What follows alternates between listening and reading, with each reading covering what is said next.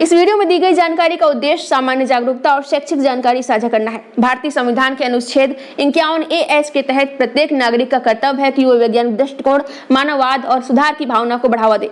भारतीय संविधान ने हम भारतीयों को रीति रिवाज, परंपरा और अपने अपने धर्म को बनाए रखने की स्वतंत्रता दे रखी है, लेकिन रीति रिवाज, परंपरा और धर्म के नाम पर अंधविश्वास को बढ़ावा देना समाज और देश के लिए हानिकारक होता है। संविधान हमें अंधविश्वास के खिलाफ जागरूकता फैलाने का अधिकार देता है ताकि हम एक प्रगतिशील और तार्किक समाज का निर्माण कर सकें। इस वीडियो में व्यक्त विचार हमारे अपने हैं और इसका मकसद किसी की भावनाओं को ठेस पहुंचाना नहीं है।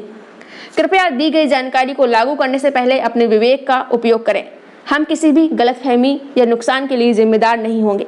क्या आपने कभी देखा कि एक त्योहार के दिन बच्चे हंसते खेलते एक गुड़िया को डंडों से पीट रहे हैं? क्या आपने कभी सोचा कि आखिर ये कैसी परंपरा है जो बच्चों को सिखाती है कि एक लड़की जैसी चीज को मारना, पीटना धार्मिक कर्म है, परंपरा है। आज हम बात करेंगे नाग पंचमी की उस अजीब परंपरा की जिसमें हर साल गुड़िया को चौराहे पर रखकर पीटा जाता है।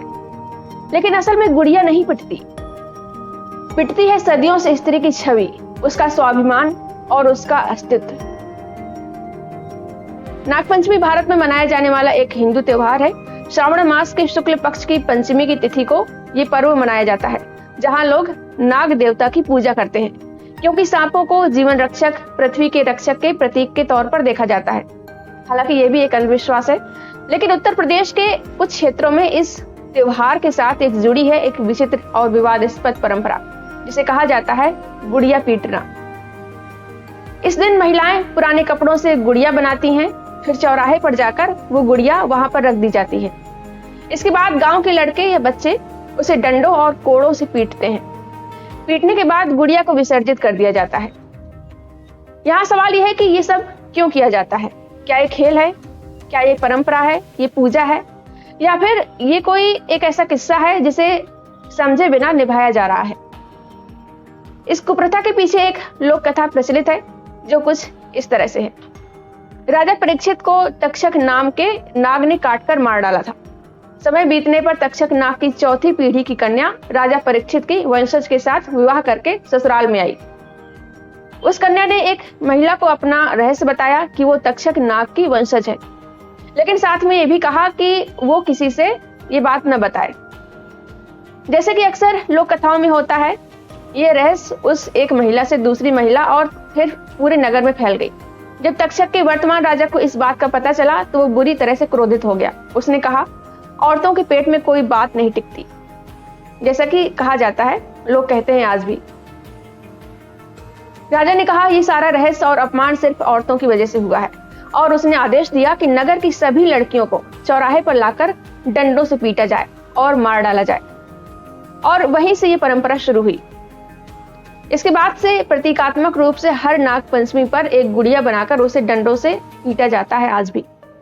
लेकिन वो गुड़िया नहीं, एक स्त्री है। इस परंपरा के साथ दूसरी कथा भी जुड़ी है। कहते हैं कि एक भाई बहन सावन के महीने में मंदिर जा रहे थे। वहीं रास्ते में एक सांप उनके पास आ गया।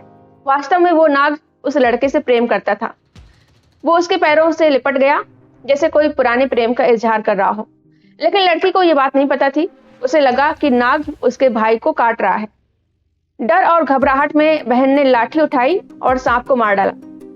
जब भाई ने सच्चाई बताई तो बहन बहुत पछताई और बहुत रोई। लेकिन लोगों ने सोचा नाग देवता को मारना अपराध है, लेकिन ये गलती की वजह से हुआ, इसलिए असली सजा नहीं दी जाएगी, पर हर साल उसकी जगह एक गुड़िया को पीटा जाएगा ताकि परंपरा निभती रहे। यानी यहाँ भी गलती का प्रतीक बनी एक स्त्री। इन दोनों कहानियों में एक बात समान है, स्त्री को दोषी ठहराना, स्त्री को गुड़िया बना देना और फिर समाज के सामने उसे डंडों से पीटना, धर्म के नाम पर, परंपरा के नाम पर। सवाल ये नहीं है कि ये कहानियां कितनी सच हैं। सवाल ये है कि आज हम 21वीं सदी में भी ऐसी कहानियों को न्याय संगत मानते हैं और ऐसी परंपराएं निभाते हैं। क्या बच्चों को सिखाना कि लड़की जैसी दिखने वाली गुड़िया को पीटना एक अच्छा काम है? ये हमारी संस्कृति है। क्या धार्मिक त्योहार का मतलब यह है कि हम स्त्री का अपमान करें? क्या हम कभी सोचते हैं कि ये गुड़िया हमारे समाज में स्त्री की स्थिति का प्रतीक बन गई है? जब एक बच्चा एक छोटी सी बच्ची की बनाई हुई गुड़िया को डंडे से पीटता है तो वह केवल खेल नहीं रहा होता है, वो ये सीख रहा होता है कि एक लड़की की गलती पर उसे मारना ठीक है। गुड़िया यानी लड़की एक दंडनीय वस्तु है। और सबसे दुखद, ये सब धार्मिक रूप से सही माना जाता है। आप सोचिए, एक त्योहार जो सांपों की पूजा के लिए है, वहां एक बेजान गुड़िया पर हिंसा करके हम क्या साबित करना चाहते हैं? कहीं हम अनजाने में बच्चों को हिंसा और स्त्री द्वेष तो नहीं सिखा रहे हैं? जवाब मिलेगा हाँ। ये परंपरा क्यों खतरनाक है? क्योंकि ये स्त्री को एक दोष का प्रतीक बनाती है। ये बच्चों को सिखाती है कि लड़कियों को चोट पहुंचाना खेल का हिस्सा हो सकता है। ये एक ऐसा सामाजिक संदेश देती है कि गलती हमेशा स्त्री की होती है, चाहे वो गलती हो या नहीं।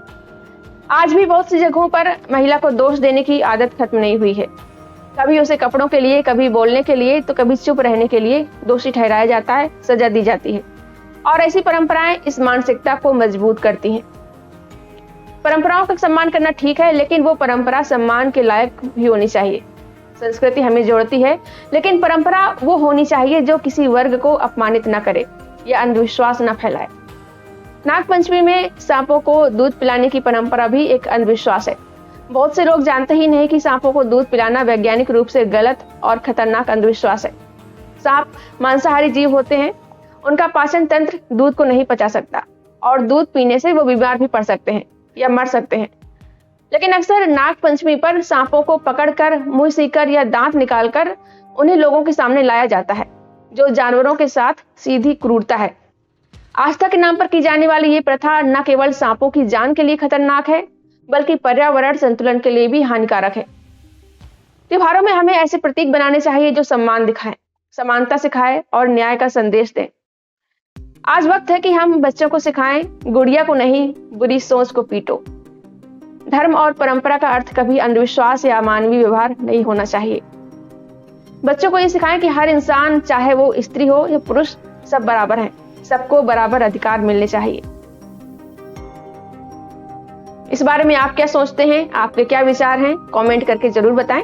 और अगर आपको ये वीडियो अच्छा लगा हो तो लाइक करें, शेयर करें और हाइप जरूर करें। चैनल को सब्सक्राइब ना किया हो तो सब्सक्राइब कर लें। मिलते हैं अगली वीडियो में। Thank you. अगर आपको मेरा काम पसंद आ रहा हो और आप चाहते हैं कि मैं इसी तरह बिना डरे, बिना किसी के दबाव के सच्चाई और सामाजिक मुद्दों पर बोलती रहूं और अंधविश्वास के खिलाफ समाज को जागरूक करती रहूं, तो आप अपनी इच्छा अनुसार मेरी आर्थिक मदद भी कर सकते हैं। मैं किसी संगठन या पार्टी से नहीं जुड़ी हूं। आपका सहयोग ही मेरी सबसे बड़ी ताकत है। आप अपना सहयोग वीडियो के नीचे दिख रहे थैंक्स के बटन पर क्लिक करके या फिर मेरी UPI ID shashi-singh9192@OKICICI पर सीधे भेजकर या फिर स्क्रीन पर दिख रहे QR कोड को स्कैन करके कर सकते हैं। आपकी हर छोटी से छोटी मदद मेरे लिए बहुत कीमती है। आपका छोटा सा सहयोग भी मुझे मजबूती देता है, क्योंकि जब जनता खुद साथ देती है तभी बदलाव होता है। धन्यवाद।